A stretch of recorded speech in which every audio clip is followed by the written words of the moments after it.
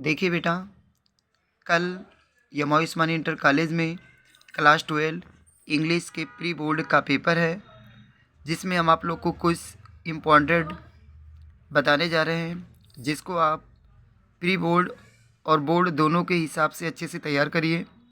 देखिए, सबसे पहले आप सेंट्रल एरिया तैयार कर लीजिए, जो कि आपका मोस्ट इम्पॉर्टेंट है, माई मदर एट 66।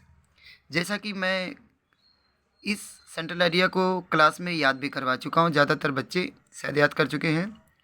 अगला जो प्रोज में लॉन्ग आंसर के लिए आप इंडिगो लेसन, जो आप लोग को हम पढ़ाएं, राजकुमार शुक्ला वाला है, महात्मा गांधी वाला, उस लेसन का पहला क्वेश्चन लॉन्ग तैयार कर लीजिए। इसके बाद सप्लीमेंट्री में आप लॉन्ग आंसर में आ जाइए। इसमें आप एक लेसन है द एनिमी, जिसमें इसको भी मैं आप लोग को अच्छे से लिखाया है, डॉक्टर सदा होगा, उसका जो पहला लॉन्ग है वो याद कर लीजिए।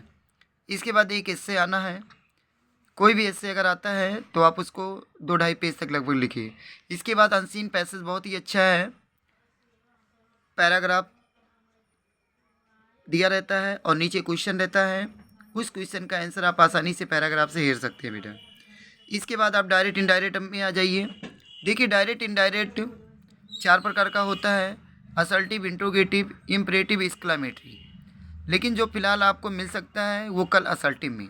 असर्टिव में भी बेटा, जैसे एग्जाम्पल हम क्वेश्चन दिए हैं, लिखा हुआ है पहला question, he said comma it और comma the sun rises in the east.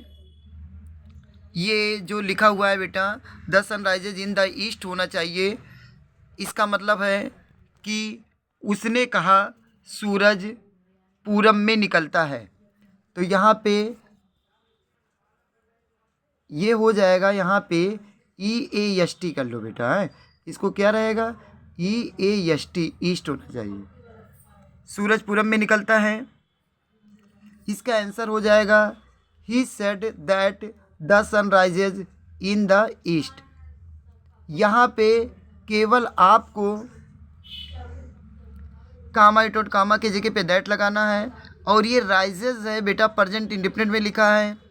Present indefinite जो होता है डायरेक्ट इनडायरेक्ट में पास्ट इंडिफिनिट में जाता है, लेकिन the sun rises in the east universal truth है, यानी सार्वभौमिक सत्य है, इसलिए यहाँ पे टेंस का परिवर्तन नहीं करना है। तो इसका आंसर हो जाएगा, he said that the sun rises in the east. इसके बाद अगला क्वेश्चन है, ही विल से जैसे आ सकता है, सी इज डूइंग द वर्क। तो अगर ये जो कामा इट और कामा के पहले जो रिपोर्टिंग वर्ब हैं, अगर रिपोर्टिंग वर्ब बेटा प्रेजेंट टेंस या फ्यूचर टेंस में होता है तो उसमें भी कोई टेंस का परिवर्तन नहीं करते हैं। तो ये भी आंसर आपका सही हो जाएगा। She is doing the work अगर है कामा इट और कामा करके she is doing the work, तो इसका answer he will say that she is doing the work. इसके बाद बेटा आप एंटोनिम्स पढ़ना है, एंटोनिम्स मतलब शब्द विलोम है। इसके बाद आपको सिनोनिम्स पढ़ना है, सिनोनिम्स मतलब शब्द और पर्यायवाची है। इसके बाद बेटा आपको होमोफोन्स पढ़ना है, होमोफोन्स मतलब समान उच्चारण शब्द।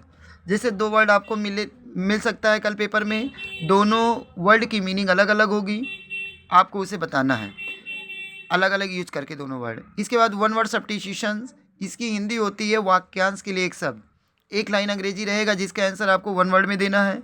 इसके बाद आप ट्रांसलेशन पैराग्राफ में है। इसके बाद सिंथेसिस, सिंथेसिस बेटा 2 तरह का होता है, एक सिंपल और कॉम्प्लेक्स। आप जैसे 2 सेंटेंस है या 3 सेंटेंस है उसको एक में करना है।